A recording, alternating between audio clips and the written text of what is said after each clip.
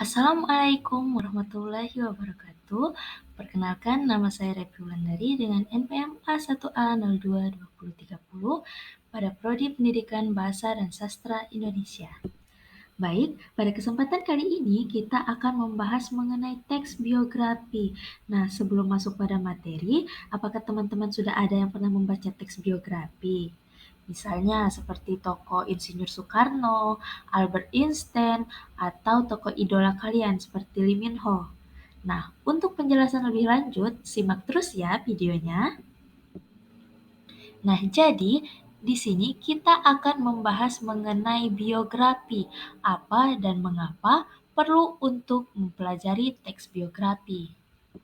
Biografi sendiri itu berasal dari dua kata, yaitu bio dan graf, di mana bio adalah hidup dan graf adalah tulisan, yang mana artinya adalah biografi merupakan sebuah tulisan yang membahas kehidupan seseorang.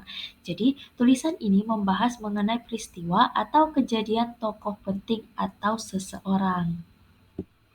Lalu, di dalam biografi itu sendiri biasanya menceritakan mengenai orang yang terkenal karena kesuksesannya, atau peneliti, tokoh yang memiliki jabatan yang berpengaruh pada kehidupan masyarakat banyak, atau bisa juga mengenai kehidupan idola seperti artis, aktor, dan lain-lain.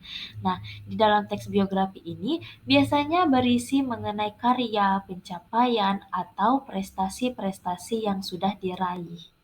Lalu, penulisan. Penulisan teks biografi itu terbagi menjadi dua, ada yang ditulis oleh diri sendiri dan ada juga yang ditulis oleh orang lain, yang mana sebutan untuk autobiografi itu adalah ditulis oleh diri sendiri. Lalu, untuk hal-hal yang terdapat dalam biografi, itu yang pertama ada data pribadi tokoh, di mana terdapat nama lengkap, tempat tanggal lahir, riwayat pendidikan, sampai riwayat pekerjaan. Kemudian yang kedua ada hubungan tokoh dengan keluarga, teman, atau kerabat dekat. Yang ketiga adalah prinsip hidup, cita-cita, dan perjuangan tokoh selama hidup.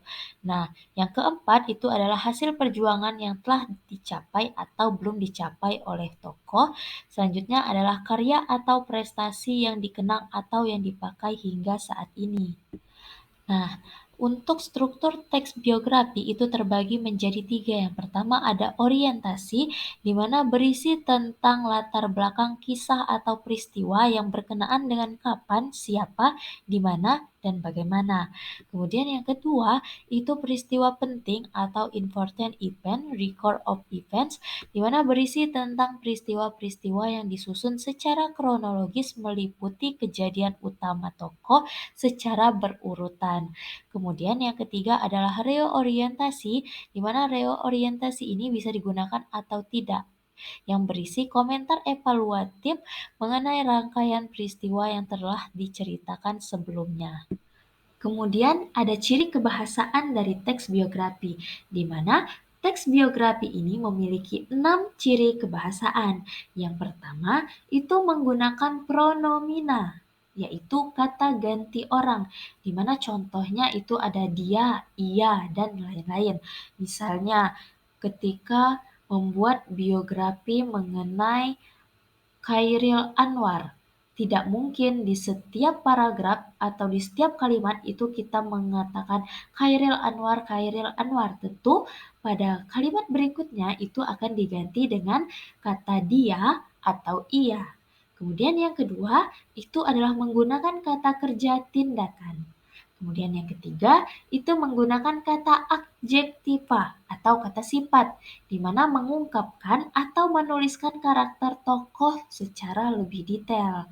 Nah, yang keempat, itu adalah menggunakan kata kerja pasif.